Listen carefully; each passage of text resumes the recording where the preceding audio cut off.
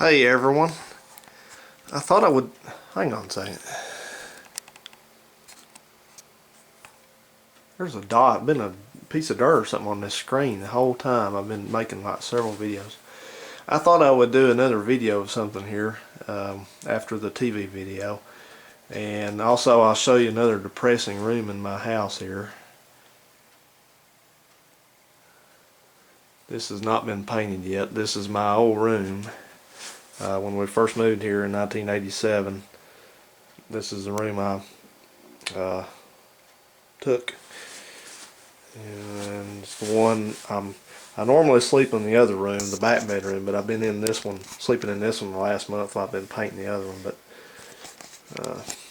about to move back. See, I put some stickers up way back when I was 16 or so. That's where my mother worked. It's also same thing where she worked. I had some other remnants. This room, the walls in it are kind of in rough shape. Nothing structural, but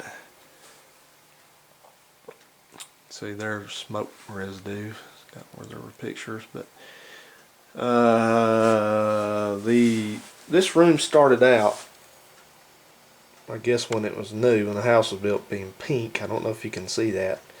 And then there's remnants all over where there was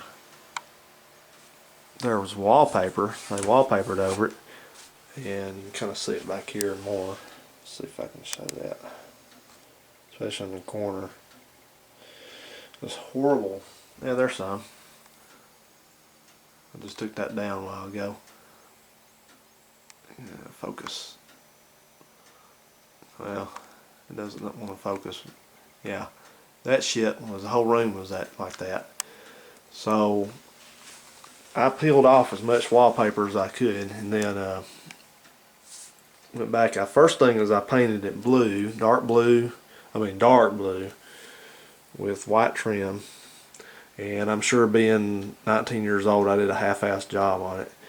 And then sometime later we came back and painted white and did another half-assed job on it, but it's just, you can see remnants of wallpaper, so I'm not going to try to take that crap off. I'm just going to try to paint over it and even it out with some spackle and things and patch all the holes and try to make it good as it can, presentable as I can.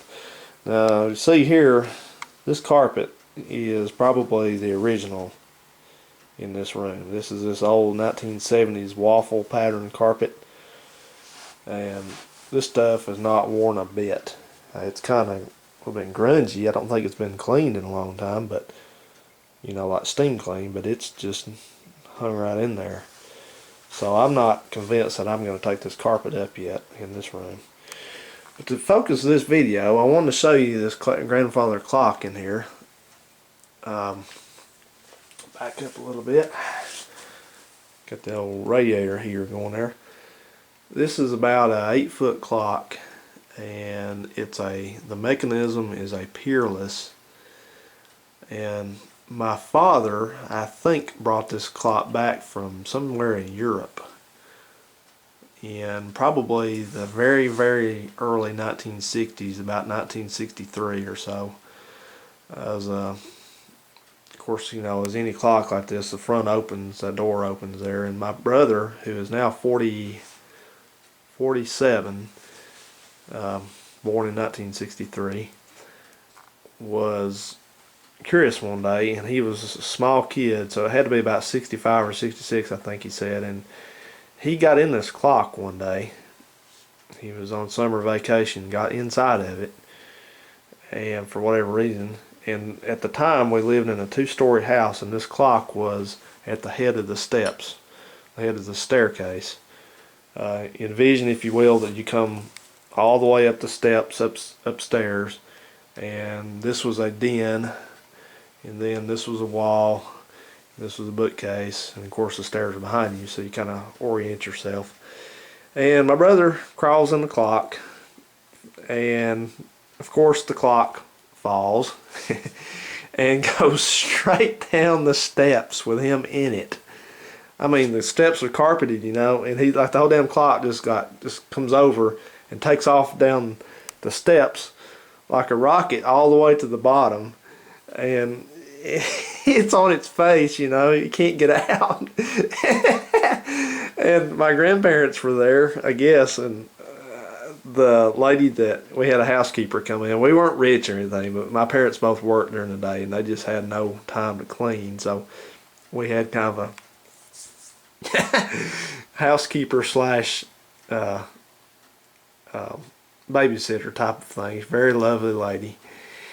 And they were sitting in the living room, and there comes this clock down the stairs. And with my brother in it, so they all just got up. My grandparents on that side of the family, they were pretty old by then. My grandfather smoked the pipe all the time. Apparently he said, "Oh, what the heck was that?" And they had to go over there and pick the clock up and get my brother out of it. And I think the clock stayed there on the stairs until my dad got home, and hell, he was furious. Just mad as hell because my brother had been messing with his clock. Because my dad was just very proud of this clock.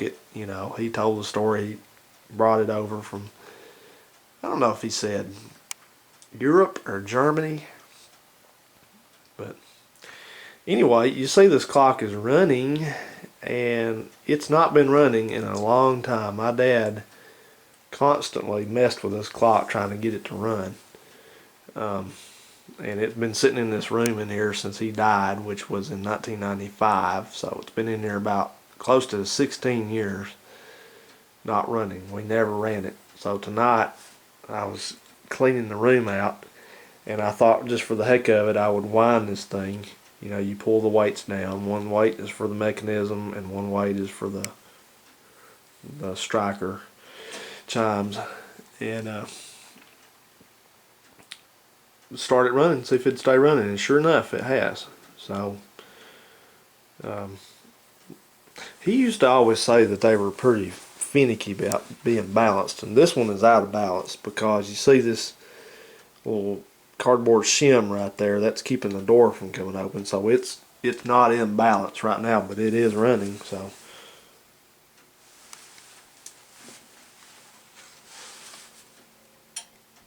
tick tock, tick tock.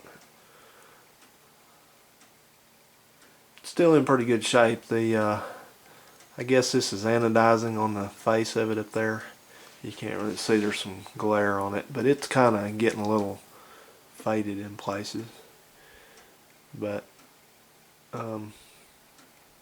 it did chime. It's been running a little over an hour, and it did chime on the half hour, and it chimed on the hour before, but that says it's going on 3, and I think it chimed 5 times the last time, so it's not right. I'm just glad to have it running, though. I'm just not too concerned right now if it's keeping the correct time.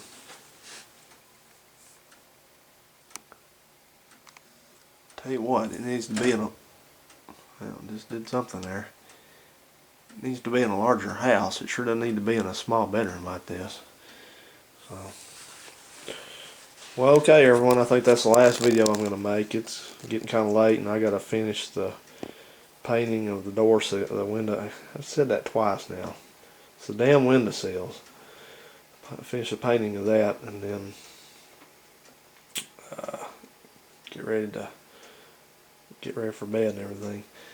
You may be curious how the painting has come along. You know, I started this project on the painting about was it sometime up in November, and I've been working on it the whole time. Some days I work a lot, some days I work a little bit. Thing makes noises, but it is coming along. I'll give you just a little teaser view here. You probably can't see much, but that's intentional.